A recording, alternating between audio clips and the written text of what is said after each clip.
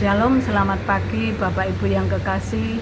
Dalam nama Tuhan Yesus Kristus, berjumpa kembali dalam program Mimbar Gemar GSJA Peniel Surabaya dan GSJA Anugerah Kemendung. Jumat 7 Februari 2025. Pada hari ini kita akan bersama-sama belajar dari kebenaran firman Tuhan yang terambil dari Mazmur pasal yang ke-79 ayat yang ke-4 sampai dengan 10. Mazmur pasal yang ke-79 ayat 4 sampai dengan yang ke-10 yang menyatakan, kami menjadi celah bagi tetangga-tetangga kami, menjadi olok-olok dan cemooh bagi orang-orang sekeliling kami. Berapa lama lagi ya Tuhan Engkau murka terus-menerus dan cemburumu berkobar-kobar seperti api? Tumpahkanlah amarahmu ke atas bangsa-bangsa yang tidak mengenal Engkau, ke atas kerajaan-kerajaan yang tidak menyerukan namamu. Sebab mereka telah memakan habis Yakub dan tempat kediamannya mereka hancurkan. Janganlah perhitungkan kepada kami kesalahan nenek moyang kami, kiranya rahmat-Mu segera menyongsong kami, sebab sudah sangat lemah kami. Tolonglah kami ya Allah, penyelamat kami, demi kemuliaan nama-Mu, lepaskanlah kami dan ampunilah dosa kami oleh karena nama-Mu. Mengapa bangsa-bangsa lain boleh berkata, di mana Allah mereka? Biarlah di hadapan kami bangsa-bangsa lain mengetahui pembalasan atas darah yang tertumpah dari hamba-hamba-Mu. Demikian pembacaan firman Tuhan, terpujilah Kristus. Haleluya. Bapak Ibu yang kekasih, dalam pembacaan hari ini, pemazmur dalam hal ini Asaf menaikkan syafaat kepada Allah atas apa yang dialami, yaitu hukuman Allah terhadap Israel. Allah berjanji akan selalu menyertai dan memimpin Israel dengan syarat agar umat Israel selalu taat, setia, menyembah dan meninggikan Tuhan. Namun dalam kenyataannya, dalam kehidupan umat Israel, mereka meninggalkan Allah yang selama ini mengasihi umat Israel, menyertai dan memimpin. Umat Israel berpaling dari Allah, menyembah ilah bangsa-bangsa lain yang hidup di sekitarnya. Mereka menyembah berhala, sehingga dengan apa yang mereka lakukan, mereka telah menyakiti hati Tuhan. Padahal Allah selalu mengingatkan mereka untuk hidup sesuai dengan peraturan-peraturan, ketetapan-ketetapan dan perintah-perintah Allah yang telah diberikan kepada mereka. Oleh karena dosa yang umat Israel perbuat, maka Allah memakai bangsa Babel untuk menghukum umat Israel. Bait suci yang merupakan lambang kehadiran Allah dihancurkan oleh bangsa Babel, dan mereka ditawan, dibawa ke pembuangan di Babel. Mereka hidup di pembuangan selama 70 tahun. Kita bisa membaca kembali dalam ayat yang kelima. Berapa lama lagi ya Tuhan Engkau murka terus-menerus dan cemburumu berkobar-kobar seperti api? Bapak Ibu yang kekasih, tentunya umat Israel sangat menderita hidup dalam pembuangan.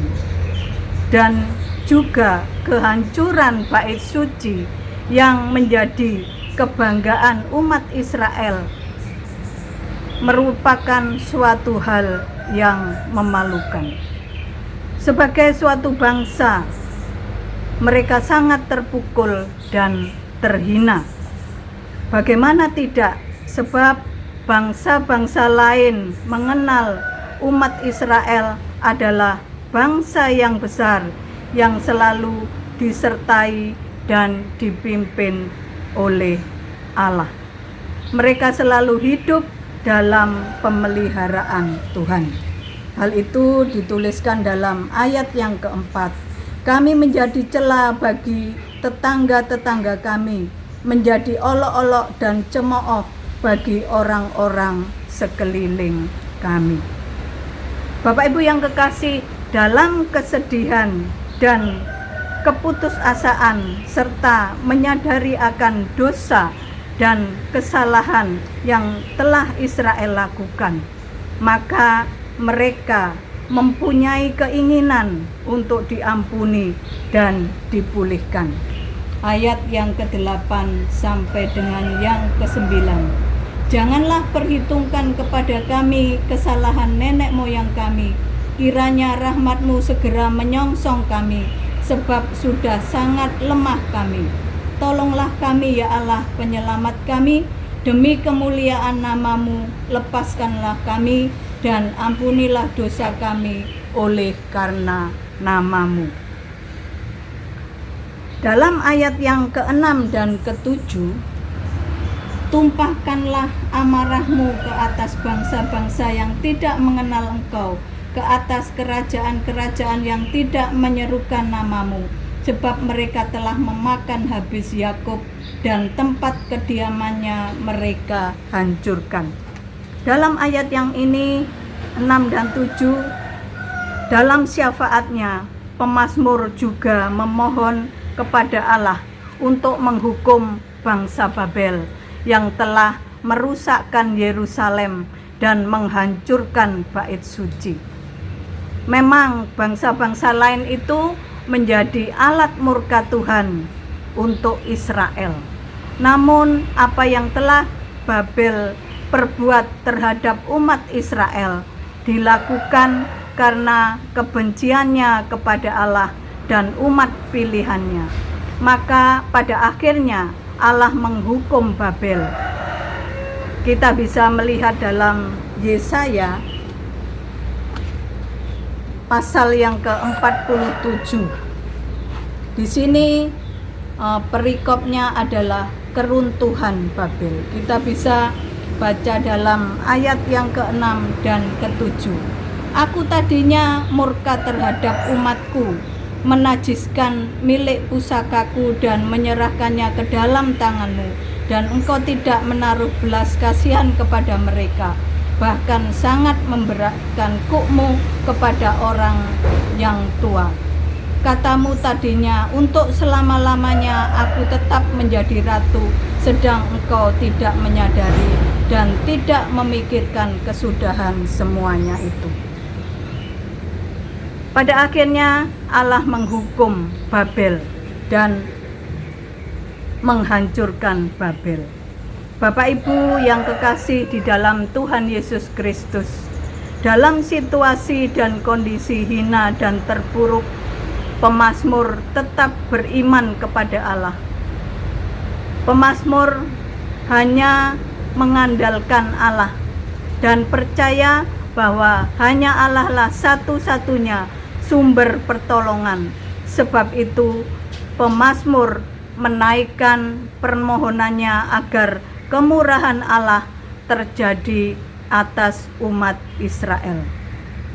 Dengan mengakui segala dosa dan kesalahan yang telah umat Israel lakukan, maka akan terjadi pemulihan.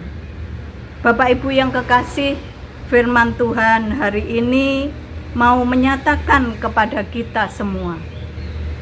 Yang pertama, Marilah kita terus hidup dalam kasih, kehendak, dan rencana Tuhan. Semakin mengenal Tuhan dan menjadikan Tuhan satu-satunya pusat kehidupan kita. Yang kedua, berjaga-jaga dan berdoa agar kita tidak jatuh dalam dosa. Karena hari-hari ini adalah hari-hari yang semakin jahat. Jika kita merasa hidup tidak sesuai dengan kehendak Tuhan, keluar dari jalur Tuhan, marilah segera mohon pengampunan seperti pemazmur agar hidup kita dipulihkan. Yang ketiga, dalam penderitaan dan kesesakan, baik secara pribadi, keluarga, maupun bergereja, biarlah kita tetap percaya dan berharap hanya kepada Allah dengan segala kerendahan hati dalam doa yang tak putus-putusnya dengan ucapan syukur. Demikian renungan Gemar hari ini, biarlah memberkati kita semua, jemaat dan semua yang melihat dan mendengarkan firman Tuhan ini. Bapak Ibu, mari kita bersatu dalam doa. Kami bersyukur kepadamu Tuhan Yesus Kristus, karena pada pagi hari ini Engkau sudah memberikan firman yang mengingatkan kami Tuhan untuk tetap taat dan setia kepadamu, mengenal Engkau semakin dalam dan mengarahkan pandangan fokus kami hanya kepadamu. Biarlah Tuhan Engkau menyertai kami melalui kuasa Roh Kudus-Mu.